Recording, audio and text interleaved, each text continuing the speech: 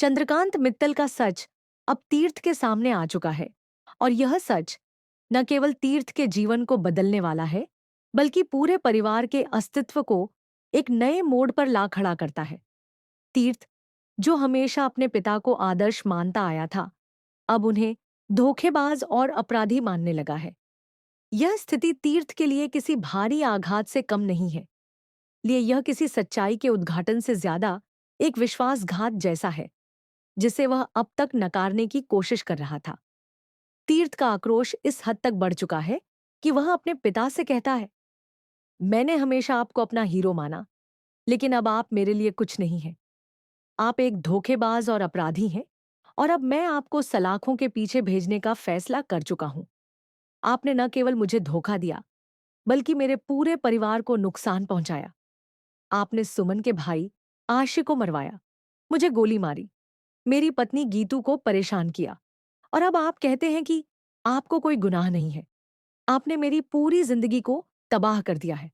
अब मैं आपको सजा दिलवाकर ही दम लूंगा। ये तीर्थ का गुस्सा नहीं, बल्कि उसका आंतरिक दर्द है। जब हम किसी व्यक्ति को अपने आदर्श के रूप में मानते हैं, तो उस व्यक्ति से धोखा खाना असहनीय होता है। इस धोखे ने तीर्थ को अंदर से तोड़ दिया है, और अब वह अपने पिता के खिलाफ खड़ा हो गया है। यह बदलाव केवल एक बेटे का नहीं, बल्कि एक व्यक्ति का व्यक्तिगत संघर्ष है, जो खुद को उन रिश्तों से बाहर निकालने की कोशिश कर रहा है, जो अब उसके लिए भरोसे और प्रेम से ज्यादा धोखा और घृणा के प्रतीक बन चुके हैं। तीर्थ ने अब अपने पिता के खिलाफ निर्णायक कदम उठाने का मन बना लिया है। वह यह नहीं चाहता कि उसके पिता के झूठों और अपराधों को नजरअंदाज किया जाए।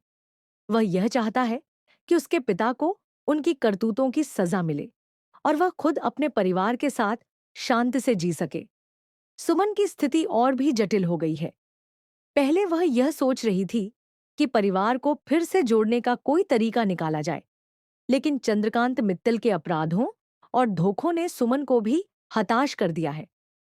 वह जानती है कि अगर चंद्रकांत को माफ कर दिया गया, तो यह केवल परिवार को और भी ज्यादा दर्द और कष्ट देगा।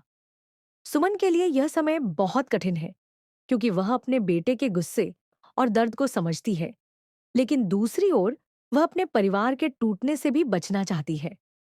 वह एक ओर अपने बेटे तीर्थ के दर्द को महसूस कर रही है, तो दूसरी ओर उसे यह भी समझ में आ रहा है कि उसे अपने परिवार की शांति और गरिमा को बनाए रखने के लिए एक कदम और उठाना होगा।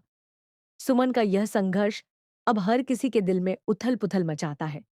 वह एक माँ और पत्नी की भूमिका निभाते हुए दोनों के बीच संतुलन बनाने की कोशिश कर रही है, जो किसी भी परिस्थिति में बेहद मुश्किल होता है। सुमन अपने बेटे से कहती है, मैं तुम्हारे दर्द को समझती हूँ, लेकिन क्या तुम नहीं समझते कि तुम दोनों के बीच के इस संघर्ष से हमारा परिवार टूट जाएगा? क्या हम सच में यही चाहते हैं?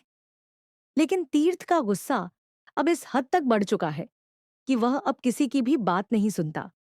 वह अपने पिता से पूरी तरह से निराश हो चुका है, और उसका यह मानना है कि उसके पिता को अब किसी भी कीमत पर सजा मिलनी चाहिए। तीर्थ के गुस्से और आक्रोश में अब एक नई शक्ति आ गई है, जो उसे अपने पिता के खिलाफ खड़ा कर रही है। वह अपनी भावनाओं में उलझा हुआ है, लेकिन अब वह अपने परिवार की खातिर संघर्ष करने की पूरी तैयारी कर चुका है। वह यह जानता है कि अगर वह अपने पिता को सलाखों के पीछे भेजने में सफल हो जाता है, तो कम से कम वह और उसका परिवार इस गहरे संकट से बाहर निकल पाएंगे। तीर्थ का यह संकल्प अब पूरी तरह से दृढ़ हो चुका है, और वह अपनी सारी ताकत इस लड़ाई में झोंकने के लिए तैयार है। इसी बीच देविका का किरदार भी पूरी कहानी में एक अहम मोड़ पर आ जाता है। देविका, जो पहले से ही चंद्रकांत मित्तल और उसके परिवार के मामलों में अपनी चालें चल रही थी, अब इसे अपनी स्थिति को और मजबूत बनाने के रूप में देख रही है। उसे लगता है कि तीर्थ और सुमन के बीच की यह लड़ाई उसे अपनी स्थिति और ताकत को बढ़ाने का एक आदर्श अवसर दे सकती है। देविका अब पूरी तरह से इस परिवार के बीच की दरारों को अपने फायदे के लिए इस्तेमाल करने का मन बना चुकी है। वह जानती है कि इस संकट का फायदा उठाकर वह खुद को मजबूत बना सकती है। उसकी यह योजना अब कहानी के एक नया आयाम दे रही है, जहां वह केवल अपनी सफलता की ओर बढ़ने की कोशिश नहीं कर रही, बल्कि परिवार के भीतर की सबसे बड़ी आपदा का भी इस्तेमाल कर रही है।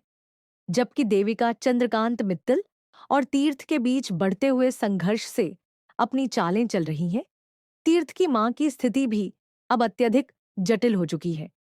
तीर्थ की मां, जो परिवार के टूटने और बिखरने के डर से बहुत परेशान है, वह अब चुप नहीं बैठ सकती। वह बार बार अपने बेटे तीर्थ से कह रही है, तुम दोनों का यह झगड़ा हमें कहीं नहीं ले जाएगा। हमें इस स्थिति का हल ढूंढना होगा, क्योंकि हम दोनों के बीच का यह संघर्ष परिवार को और अधिक तबाह कर देगा। लेकिन तीर्थ का गुस्सा अब इस हद तक बढ़ चुका है कि वह अब किसी की भी बात नहीं सुनता। वह अपने पिता के खिलाफ पूरी तरह से खड़ा है और उसकी नफरत ने उसे उस स्थिति में डाल दिया है जहां वह केवल अपने पिता को सजा दिलवाने के लिए संघर्ष कर रहा है। यह समय चंद्रकांत मित्तल के लिए भी कठिन है, क्योंकि वह अब यह देख रहा है कि उसकी सारी चालें और झूठ अब सामने आ चुके हैं। उसका परिवार उसके अपराधों के खिलाफ खड़ा हो चुका है और वह खुद को अकेला महसूस कर रहा है। वह अब यह जानता है कि वह किसी भी परिस्थिति में अपने परिवार को माफ करने के लिए मजबूर नहीं कर सकता, क्योंकि उसके द्वारा किए गए अपराध बहुत बड़े हैं। अब उसे अपनी सजा का सामना करना होगा और यह समय उसकी निजी नाकामी का समय है।